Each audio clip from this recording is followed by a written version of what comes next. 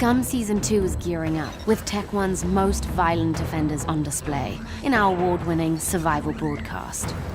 With over 3 times as many drones, viewers will enjoy the contestants' most intimate moments. New weapons and gear elevate the action, but it's the trademark paranoia that drives the savagery to new heights, making Scum a thrill for the entire family. Fear not. Tech 1 security is on site to keep contestants in line. Oh my. And of course, fan favorite Mr. Smiles is back again for rule enforcement. Threat has been terminated. Scum, welcome to the next era in Supermax survival.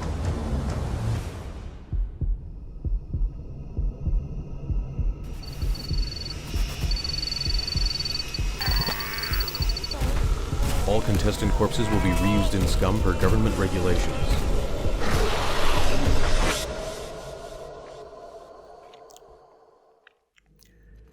Good day, survivors. This is Luthais. We will be starting your training today with character creation. Now, in my opinion, you need the perfect soldier for this island because it is so ruthless with PvP action.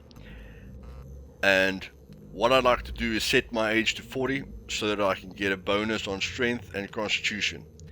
And I will like to get the perfect numbers so that my strength is on 5, my constitution is on 5, and my dexterity and intelligence is on 2. Now, if you want to play with the slider a bit, you're more than welcome to get your intelligence and your dexterity a bit higher. If you put your dexterity a bit higher, it will help to get your stealth skill to advanced. And of course, if you put a bit more points into your intelligence, it will help you to add more points to the survival skill, which will enable you to craft a lot of things. The reason why strength is so important to us is because we're going to be using rifles most of the time, and melee weapons basically just in the beginning. So as you see, I use my strength to put their rifle skill to advanced and the melee to medium. When it comes to constitution, I like to put the running to medium and the endurance to advanced so that I've got as much endurance as possible. And like I said, in the dexterity skills, there's only one skill. It helps with movement speed, but there's only one skill, so you can put a bit more into get it to advanced. Whereas with the intelligence, awareness is going to be your one priority, to focus on things in the world and see things earlier, and then the survival skill will be your second focus so that you can craft as many items as possible. If you're interested in camouflage and sniping as well, then of course you can just make your guy a bit fatter and of course, put more skill points in there. But in my opinion, this guy looks like the perfect soldier and he's got what it takes to kick ass. And of course, to handle his recoil control, to handle the recoil on his rifles, and to hit like a tank, which is basically all we need. And he's got the maximum endurance. So we're just going to change our name to Butch, since we've already got a survivor on the island. And what I want you to focus on is the weight. As you're playing, remember your weight so that you can keep your character in that weight range, or decide what changes you would like done to your character, and then of course, remembering your weight, you can make small changes. And then you're ready to face this cruel island. Now when you start on the island, your first focus will be to interact with the environment. So looking at the ground is of course your first step, and you want to search for rocks. Now what rocks are basically going to do is, if you left click on 2 rocks and you right click on it, then you will be able to make a stone knife. And this will be your level 1 tool in harvesting bushes and stuff like that for branches. So what we're going to do is we're going to put the stone knife in our hand, and then immediately we're going to look for a bush. At the moment you can't really do anything to the little trees like I'm running past now, but you're going to need to focus on bushes like this. So you press your F key, and you start chopping down that bush. Of course, if you had a better tool, then it would go quicker. But as we're just starting out on the island, we have to work with what we've got. Now, you want the long sticks, and then you want to left click again on the stick and the stone knife, and then you want to right click and craft an improvised spear. And this will be your primary defensive and offensive weapon while you're making your first steps. Now, what I like to do is we want to make 2 to 3 spears, preferably 3. 2 to hold on our back and 1 in our hand. Because the first problem that you're going to face while you're exploring the island is zombies. And the game developers like to call them puppets. I call them zombies, alright?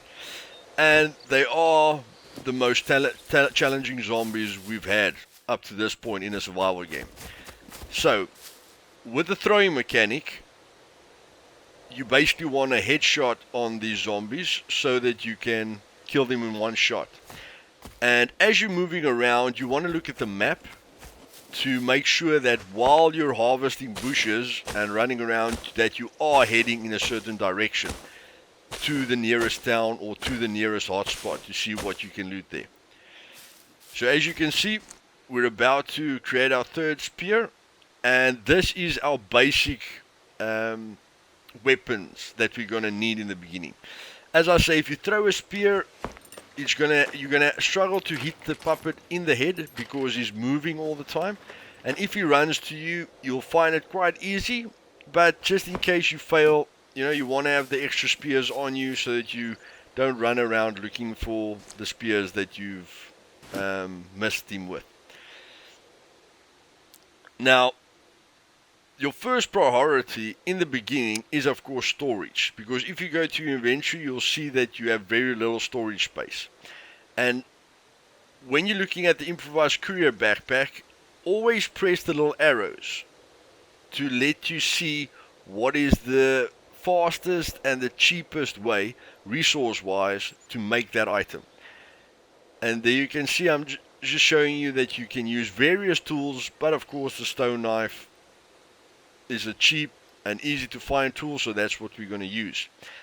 And you can use the dirty rags to make it. If you want to make the bigger backpack, you already see that you must kill an animal because you need the skin of the animal to make the pack.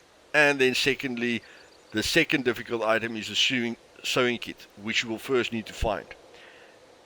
So your primary objective in the beginning is to kill a puppet and then tear his dirty clothes into rags and create your small little backpack.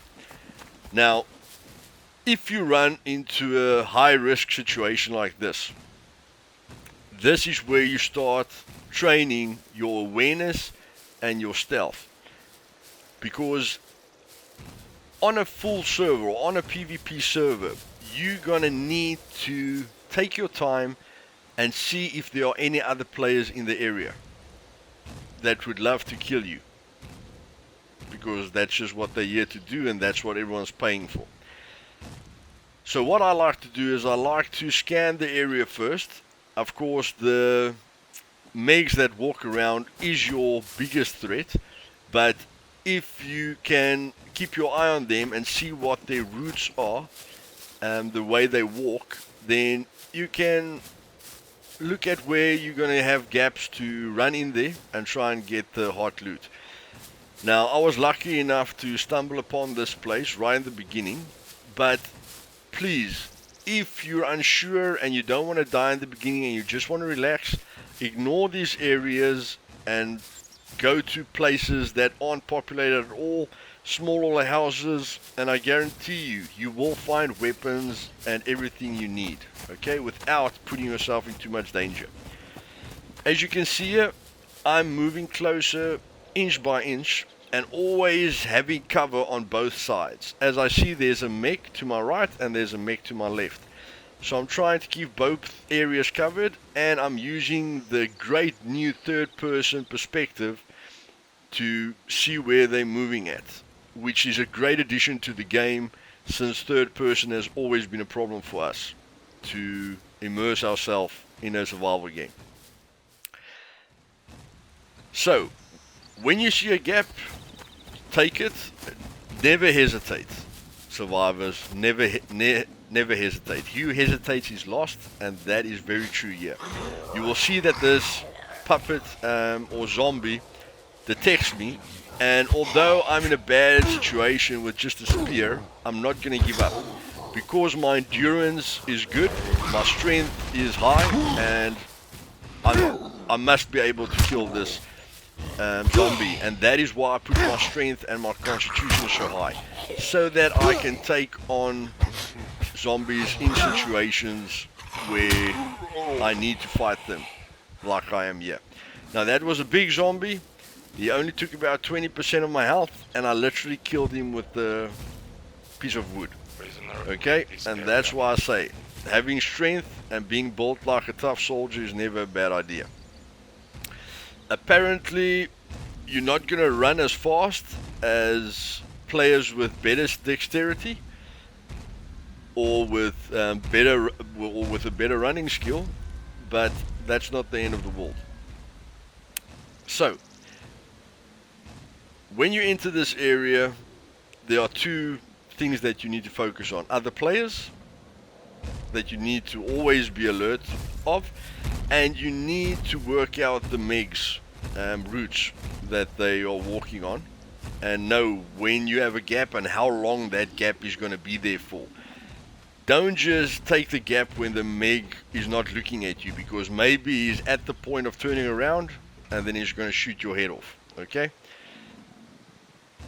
so first focus on the outskirts of the location where you're at and try and gather what you can. I mean, if you can get a gun really soon, it will help you in case you run into a player. And since we did get hurt by a zombie, I'm going to use my clean clothes that I was dumped on the island with to make clean rags. And the great thing about this is that you can use rag strips as well to heal your wound. You don't have to use the large rag like at the top. Always tear your big rags into smaller strips of rags, because that's going to stop your physical injuries as well, or whatever is wrong with you. And as you see here, he's coming to us, and we timed it just right to hit him right through the neck. And of course, I got out of the situation to just focus on him. That is very important, to focus on one thing at a time. So, we've killed him. We're going to search him. And when you're searching someone, make sure to look around. Okay? Always be aware of your surroundings.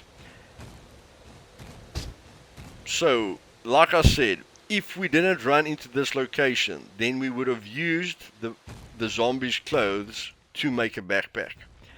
But in this situation, we went in, and if a zombie detects you, go into a house and just wait for the right opportune moment for him to stand still, and then you just peg him through the window. Very easily, guys. The good thing about windows here is that you can kill them while you're in safety. The bad thing is the MiGs can kill you through the windows as well. So right here again, we've waited, looked at the MiG's route that he takes, and we're waiting for him for the second that he turns around. Since we've got distance, he won't hear us, and we want to start making our move as soon as he changes his route. Now the mistake that I made here is that I thought the entrance to the base was below me, but it wasn't.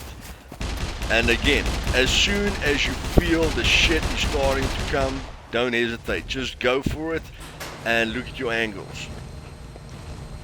And we were lucky enough to find a location where you've got an underground military facility, which is, in my opinion, except for the airfield, the best place to be, because you've got these doors that protect you against zombies and the MiGs, and if anyone else enters, it's very close quarters. So instead of them killing you with a sniper rifle, both of you will have a chance because it will be such close quarters. Now, as you can see, as I'm looting the area, I'm getting a lot of gear, okay? But my first priority is to get a backpack in this facility. In any facility you walk in, if you haven't created a backpack, you must find one. And that is what we're doing at the moment. And as you see there, we find the assault backpack, and now we can start looting. Now we can start picking up the ammo and the guns and everything. And trust me guys, these are gold mines. You can walk out of here with 2 assault rifles or a shotgun with a lot of ammo. Okay, so that's why I say it's worth the risk. But again, if you're scared of players and you don't want to die in the beginning, rather go to the safer areas and then, you know, build up your loot there. Craft your backpack, get a gun or 2, and just have something to defend yourself with. Because if you come to a location like this and there are players there and you don't have weapons, then you're gonna die. And luckily there were no players here, and we're just gonna go on surviving.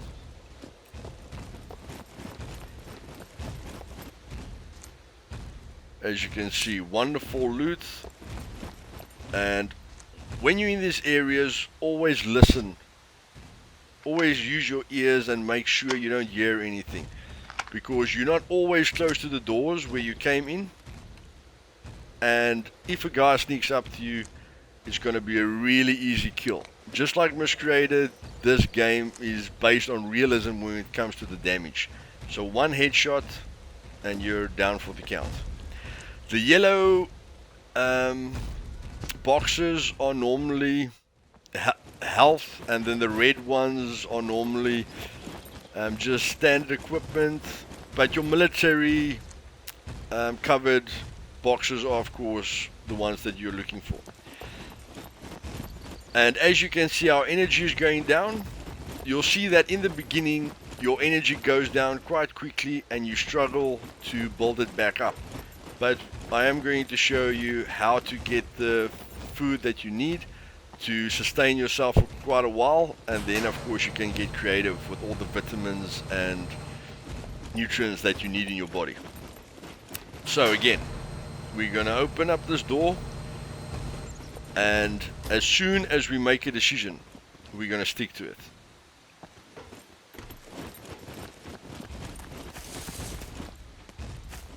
Now, it's an uphill, so we're not going to be able to climb, but it is at an angle, guys. As soon as you can put something between you and the Meg, or you can put a high difference, or you can move around, always trust that, and like I say, never hesitate.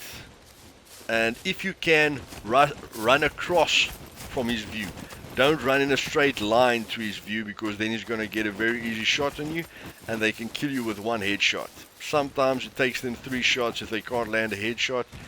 But yes, as you guys can see, it was definitely worth the risk. So,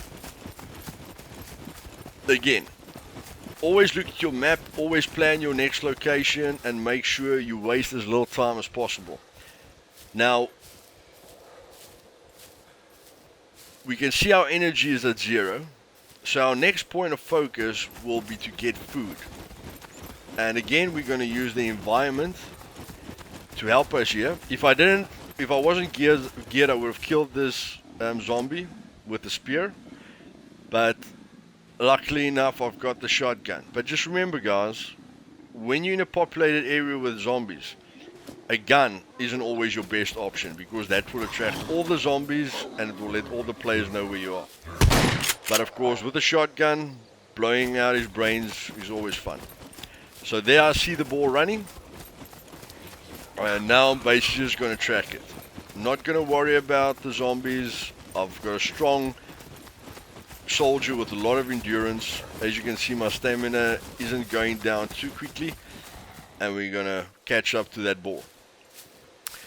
When you're close to an animal, make sure you're walking or crouching and making as little noise as possible to get the shot in. Now, If I got ammo for my rifles, then it would have been better. But at the moment, the shotgun is turning out to be one of my favorite weapons.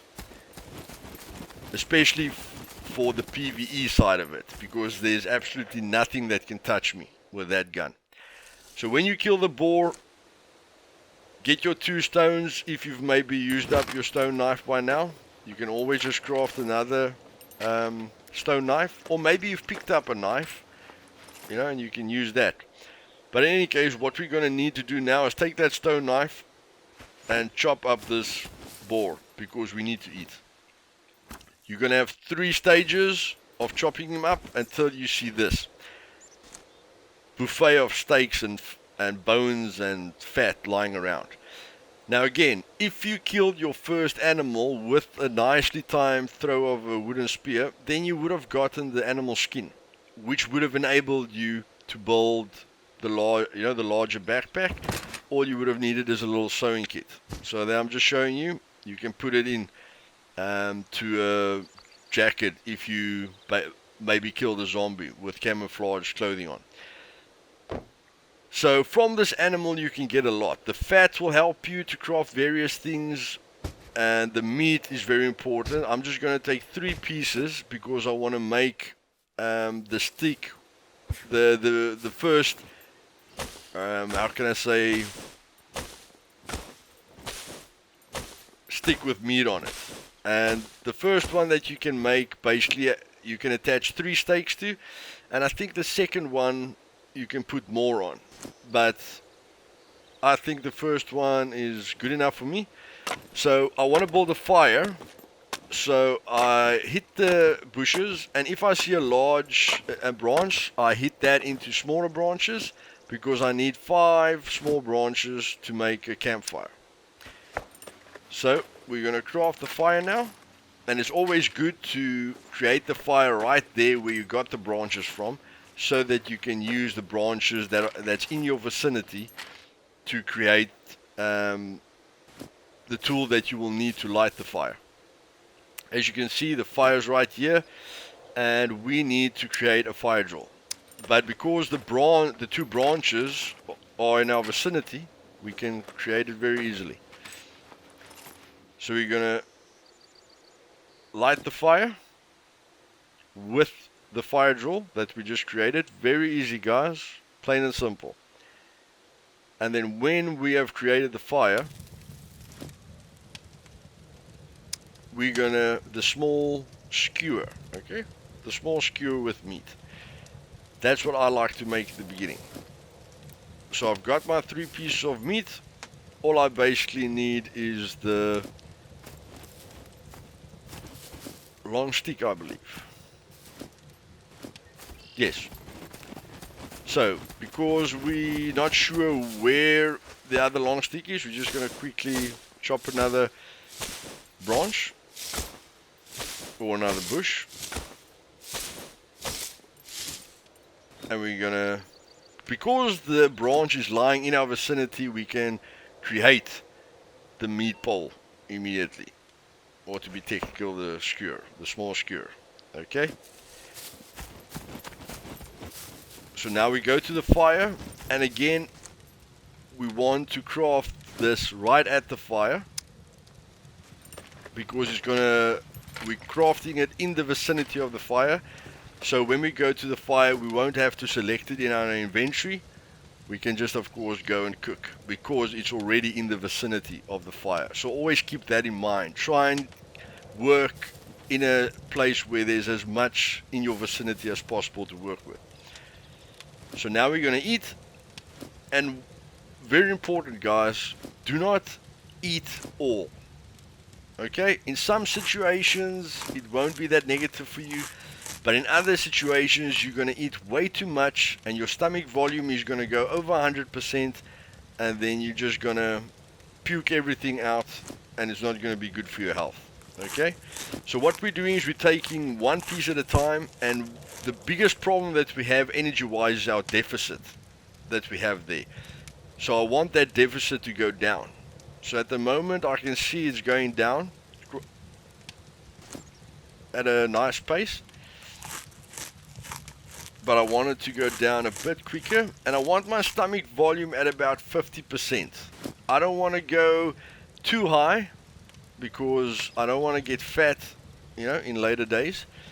So yes, as long as that deficit of mine is going down at a steady pace, I know that my energy will come back. Not immediately, everything takes time, just like in real life. But as soon as my deficit goes below 10%, my energy will come back. And of course, keeping an eye on all your vitamins always helps. But in my opinion, just getting rid of that deficit is the biggest thing you're going to need to focus on. And because we are such a strong character with muscles, I think protein is a very good starting point. So as you see, our deficit is going down nicely, and we're not sick at all. Our injuries have been repaired by that small little strips rags, and we're getting on with our journey.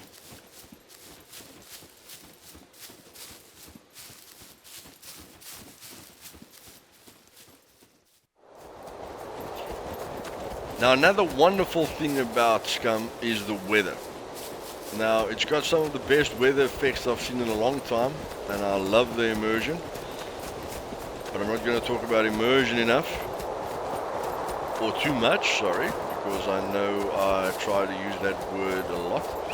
But yes, the weather effects are brilliant, and when it starts becoming cloudy and you can see this kind of weather change, try and get to houses or cover as soon as possible, especially when you've got a lot of gear on you, for two reasons. First of all, your clothing is going to get wet and you're going to get heavier, and it's going to wear you down slowly but surely. And the second thing is you can become sick, which will be another problem. And as soon as you become sick, it affects all your attributes, okay, like your strength and your dexterity and stuff like that. So yes, try and get a nice place to just chill in, and a church is always great, guys. There's another great tip for you guys. A church, in my opinion, always has guns or ammunition at the altar, and up to this point, basically, if no one else has been here, you will find a sniper rifle or an M1 rifle at the top of the church. So as you can see, we're not sick, we're healthy, everything is fine. And while we're here waiting for the rain, we're just gonna loot up a bit. And what little two boxes are there on the ground? Again, looking at my vicinity, I don't have to go and select the items. I can just drag it over from the vicinity, and of course we're getting wonderful 9mm ammunition there.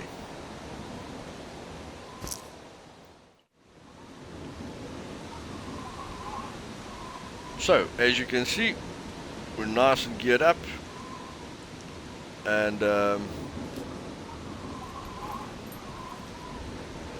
now I'm going to give you an example of what the rain basically does to you. You can of course store items in anything you interact with, but make sure it's got a few slots. And the second most important thing is, when you interact with something, please check your vicinity. The biggest frustration you have is that you always lose what you had in your hand. Okay, please guys, remember that. If you've got a gun in your hand and you do anything, before you exit the screen, make sure you've picked up whatever you've put down. Okay, it's going to be very frustrating losing a big, a wonderful gun with all the attachments. So here it's raining with the wonderful weather effects, and as you can see, our backpack is getting heavy already.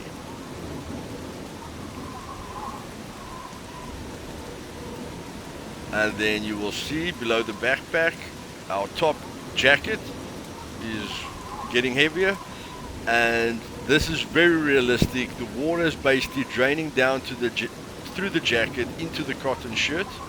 You will see the cotton shirt getting wet and picking up weight, and that will of course affect what you can put in that item. Okay, and of course the military shirt will be next, and that's basically how the water drains through all your clothing, and all that weight is gonna decrease your efficiency. So while you're playing around in the rain, just like when you were a kid, it's time to have some fun. And what I like to do is test out the guns that I have.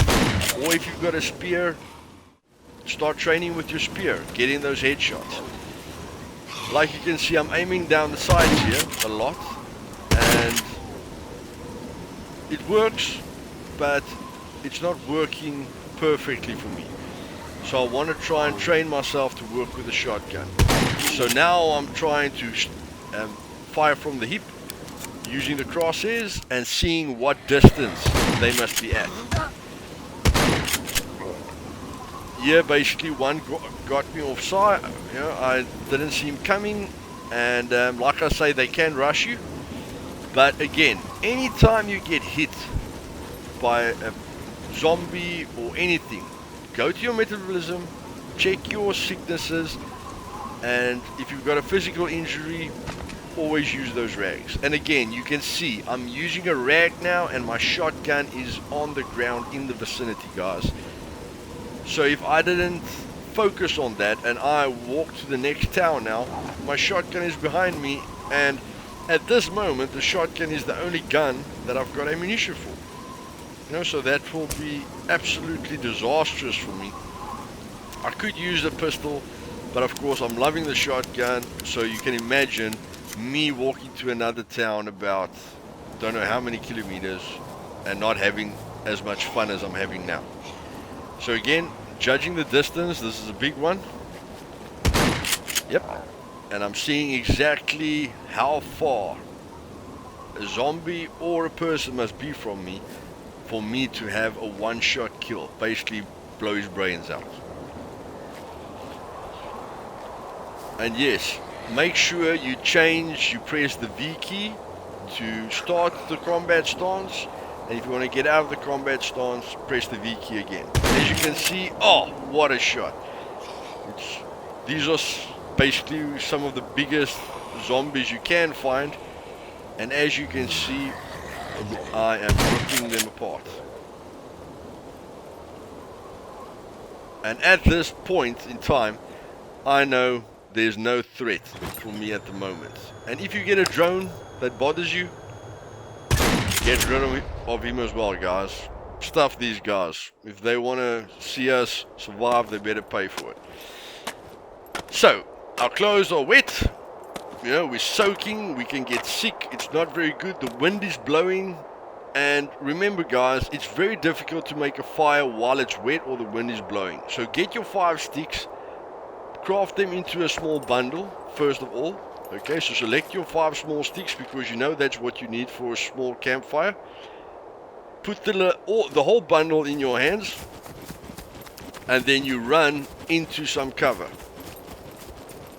Because I don't know if it's the wind or the fact that everything's wet outside, but you're going to struggle to make your fire outside. So just always make sure you close the doors behind you so that you don't get slammed by zombies from behind. And what you're going to see now is we're going to unpack our bundle of sticks. And again, look at the vicinity, guys. There's a pickaxe there and a shovel. Alright? Never forget the importance of your vicinity. You'll get a lot of great loot there. So what I'm doing now is I unpacked the 5 sticks, and now I'm crafting the small campfire right by me. Now what I like to do in a house or in a closed environment is always go to first person and just lighting the fire quickly, but you will see the advantages of first person. First of all, your head's not in your way, and now you can use the nice placing mechanic that Scum has, to place all your items close to the fire. And basically you want to place it as close to the fire as possible. It's not gonna, you know, burn. The closer you put it to the fire, the quicker it's going to get dry, and the quicker you can go on with your journey. And this is not time consuming, guys. If you're in a safe spot, you can do this quite quickly.